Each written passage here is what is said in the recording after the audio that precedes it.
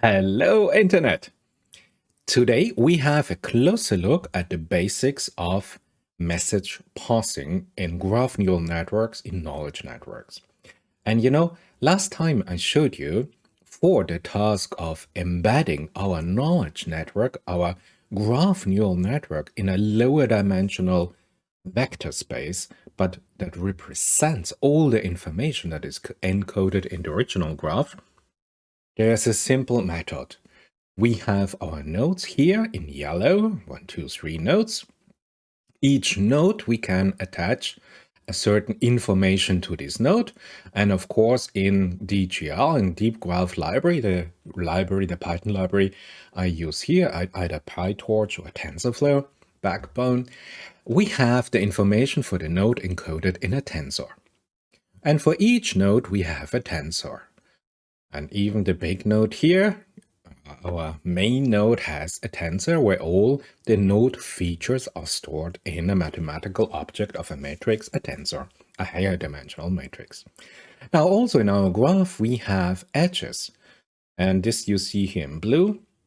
Nodes are connected with edges, and the messages we use to encode the structural information of the graph, so this means the connectivity of the graph, and the node features of each of the nodes to find a embedding in a lower dimensional vector space.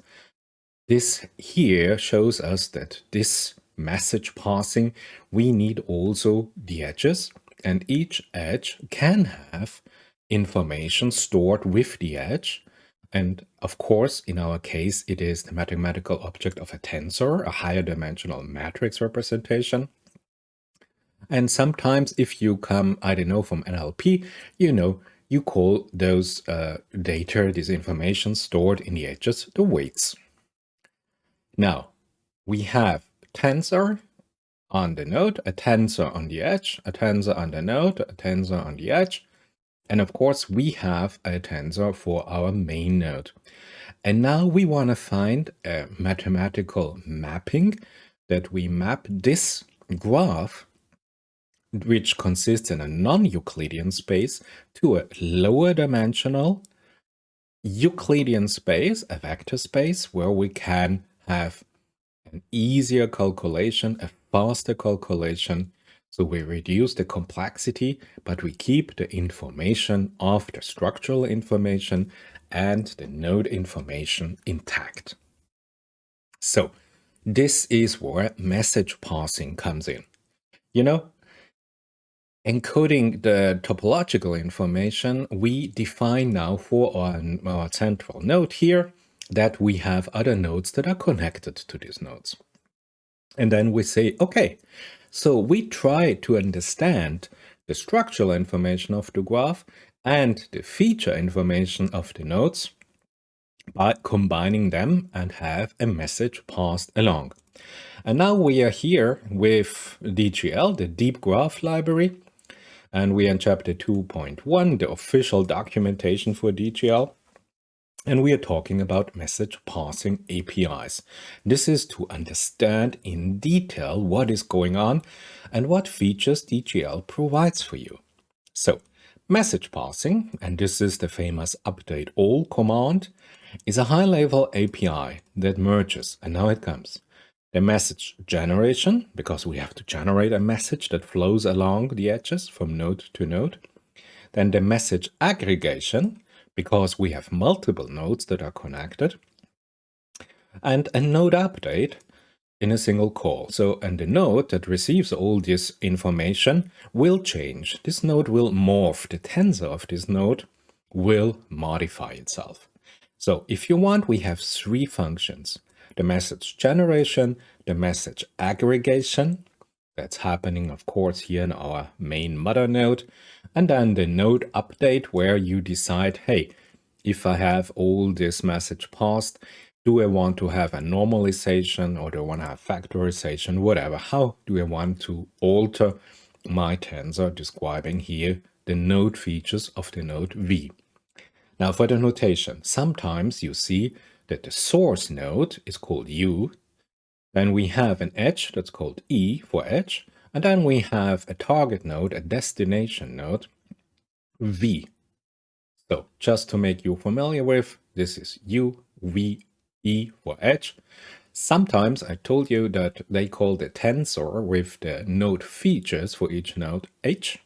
And if you stack those tensors, you have big H, where you have all the nodes in the neighborhood that we will use for the message aggregation and for the message generation, big H.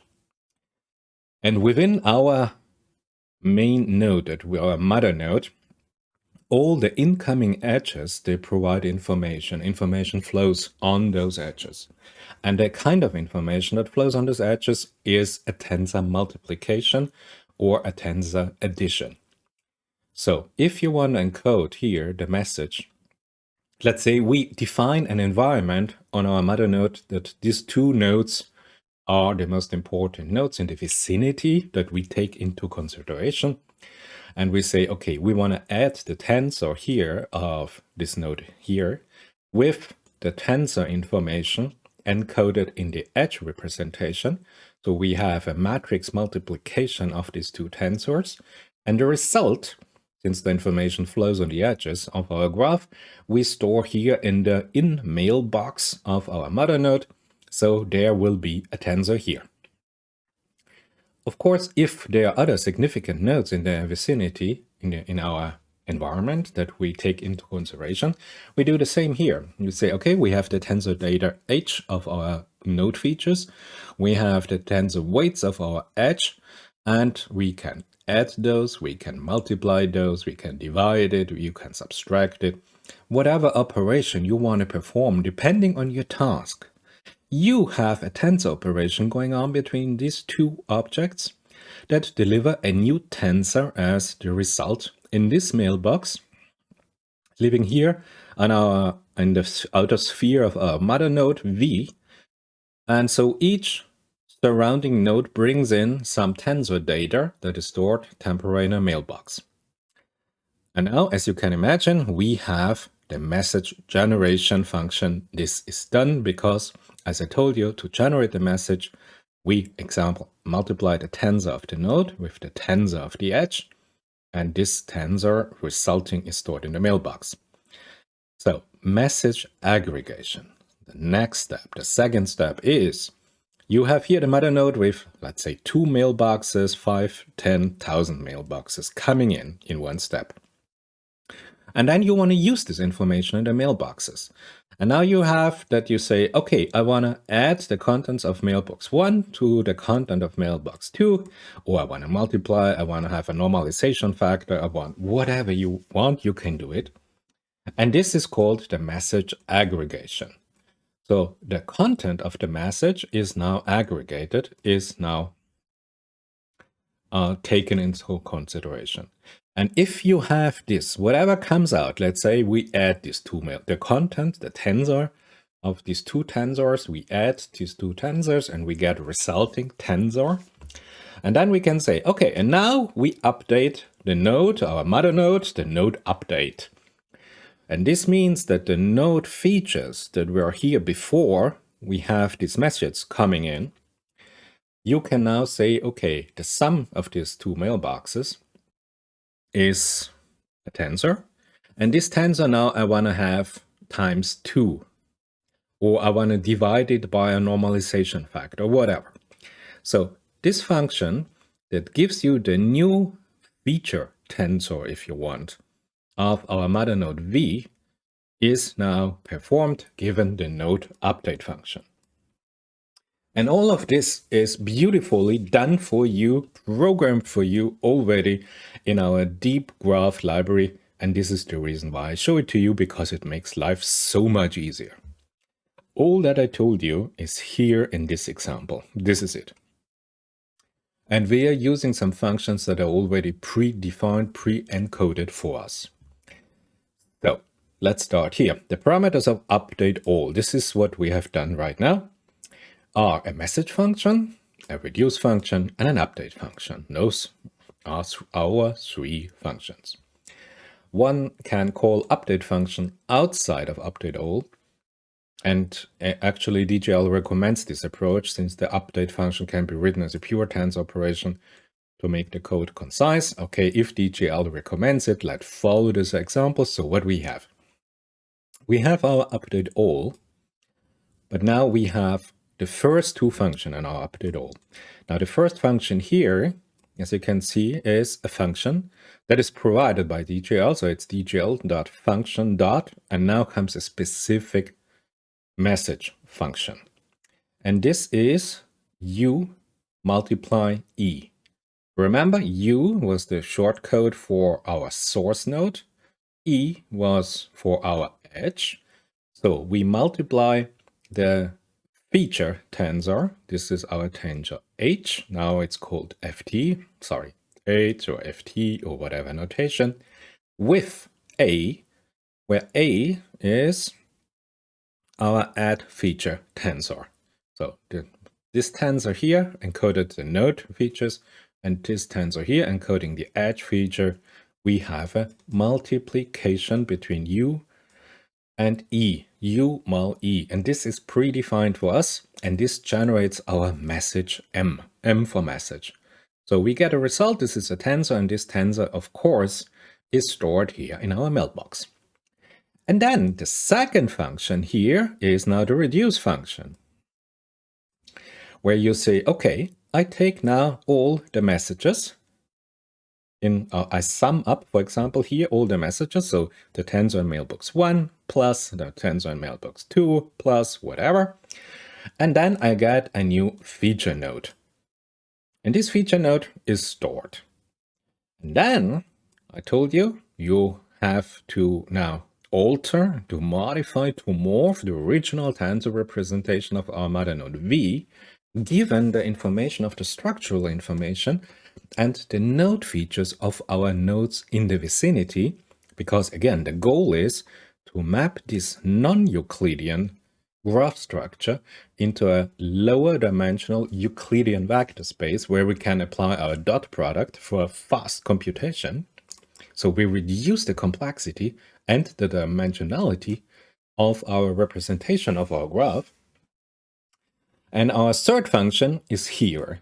So our update function, where we say our feature of the node here, our feature tensor, we have now times 2, for example. So just multiply with a specific factor, with a scalar. You can have a normalization factor, whatever. And this will be the final feature tensor of our node V. So you see, this simple piece of code does all the beautiful things for you. And what you use, what you are asking, hey, so this function are predefined. I don't have to code this function. This is great. You see, this is exactly why we use DGL, because DGL has all this function predefined. I will show you in a second. But just if you prefer a mathematical representation of what we have done, this is it. This here is exactly the same as this one, but it is presented in a mathematical logic way. So let's have a look. We have here our node V. And now, of course, we have to switch notation, but you are flexible. So this node has now, instead of node V, the index I. So here we have our index I. Oops. And this node with index I has a neighborhood. And the neighborhood of I is here, the neighborhood, and it is a set of nodes. Come on. My goodness, here. N of I. The neighborhood of this node here are these two nodes that I showed you. Could be 500, 10,000 nodes in the neighborhood, whatever you choose. So, and now we say over all nodes J, and J is J1, J2. Over all J's, we sum up now the message. And the message, so this is more or less the summation of our message. And what is the message? The message is within this parenthesis.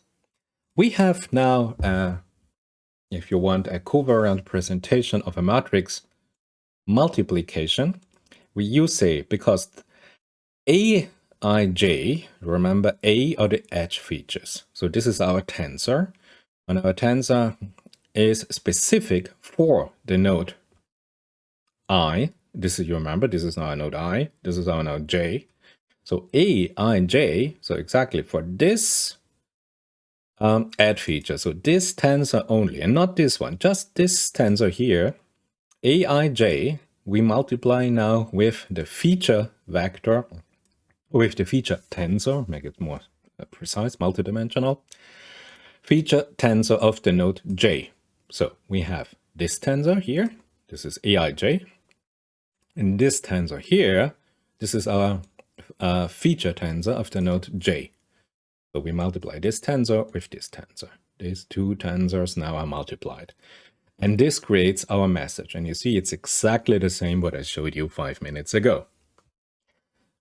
We do this over all nodes J. So we have two nodes J. This is J1, this is J2. We do this over all nodes. So this multiply with this flows over our edge, gets in the mailbox.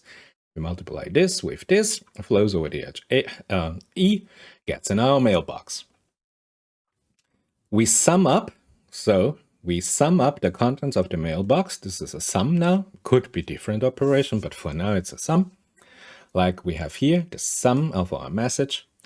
And this would now alter our tensor that describe the feature of our node I or the node V, depending on the notation you use.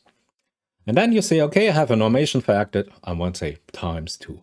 And this is exactly the same in a mathematical notation. So if you see this formula, given the final feature tensor for the node I, this is the final feature tensor of the node I, this is exactly this tensor here describing the information encoded in the node I or V is exactly updated here given the message passing algorithm we just described, taken into consideration the structure, so how many edges there are, what are the features of the edge, what are the features of the node information, encoded, of course, in tensor representation. And you see, this is beautiful. This is message passing in detail.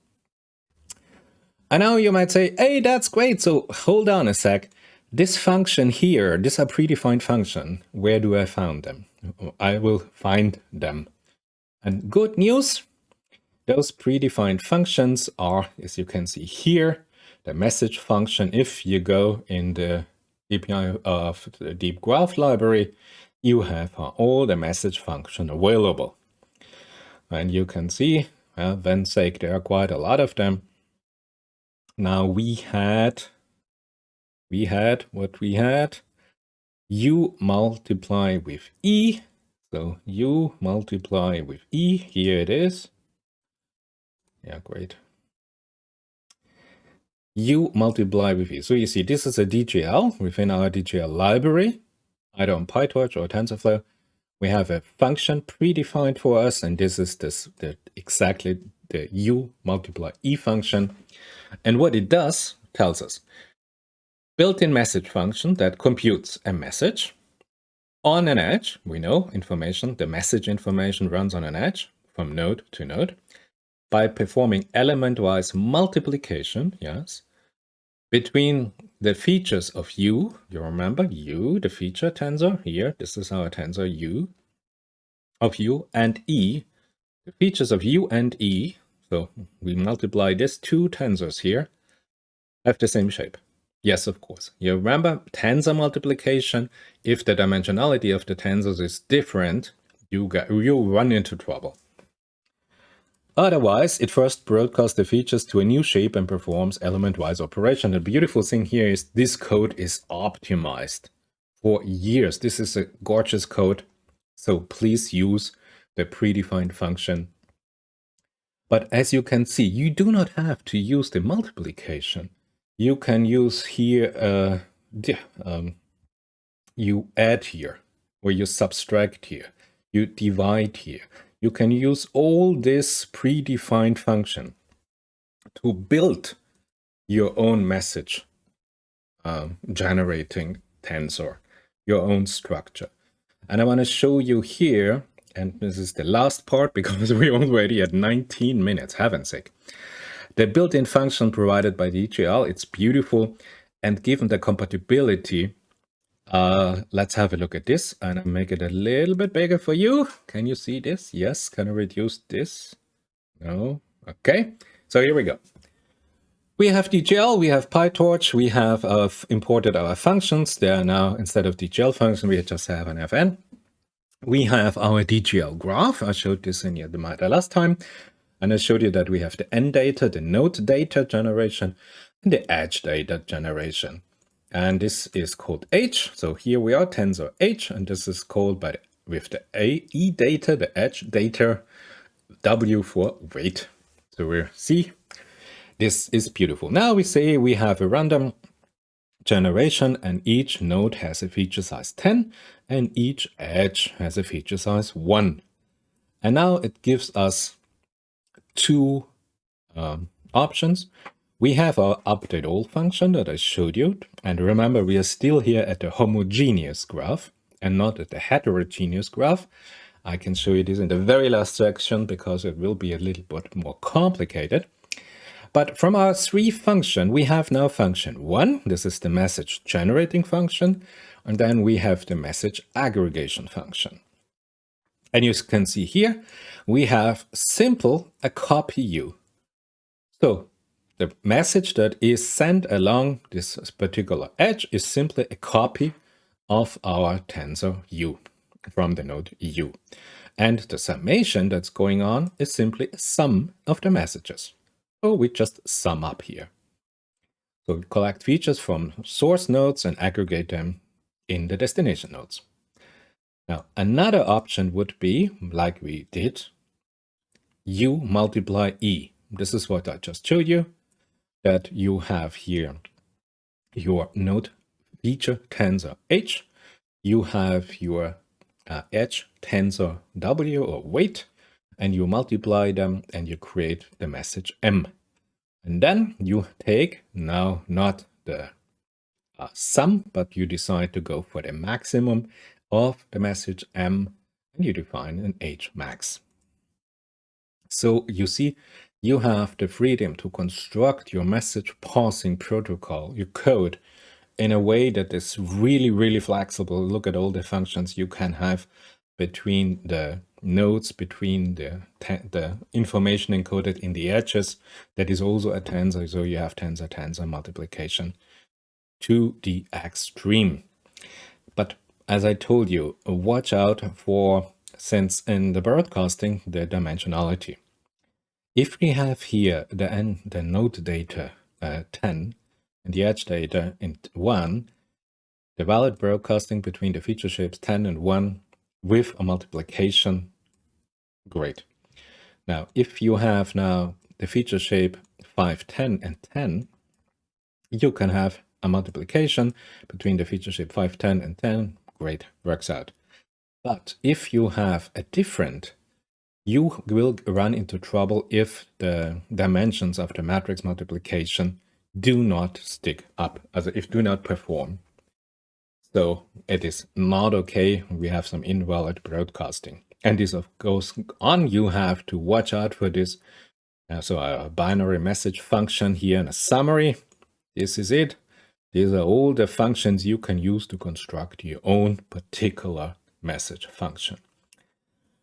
But let's have a look, because what I want to do now is I want to show you that in the case of, maybe I should switch over here, of some heterogeneous graph. Here we are, message passing on heterogeneous graph. This is the official documentation of DGL. I showed you the heterogeneous graph had different types of edges and different types of nodes. Again, you have here the message computation and aggregation, and then you have the reduction that merges the aggregated results from all relation for each node type. So exactly the same thing. But now you have, instead of the update all, you have now the command multi update all, because you have a multitude of node types and edge types. So, I mean, it is just that you do now also all your operation about all the different types, and you sum it up somehow together. and you can have the sum, the minimum, maximum, mean, and you can even stack it, what's really beautiful. So let's have a look here. This is an example where you have your, where is it? Your G, your graph, multi-update all, and the functions you have defined here. And the functions type is, of course, here, for example, just a copy of the original node feature tensor. And then you take the mean value of all the messages in all the inboxes for all the different types. And so you end up with multi-update all, also with the sum of all the mean values. So as you can see, the structure of the algorithm of the operation is more or less the same with homogeneous graph, given added complexity of a heterogeneous graph can be performed. You have just another operation to take care about the different types. You can have minimum, maximum, mean, sum, whatever you want as an operation. And you will find all this in the beautiful description of the DGL, of the Deep Graph library. This library has a very active community, and I really recommend that if you have either a homogeneous graph, a heterogeneous graph, or even a knowledge graph, which is a heterogeneous graph, have a look at DGL, the predefined elements, the predefined code, the predefined modules for graph neural networks is really amazing. You can build your own message passing structure. And of course, as you can see, there are a lot of other chapters if you want to run into the data pipeline structure. There are a lot of optimization waiting for you. So use this library, use the code that they provide for you, and you will significantly speed up your computation on graph neural networks. Thank you for today, and I see you in the next video.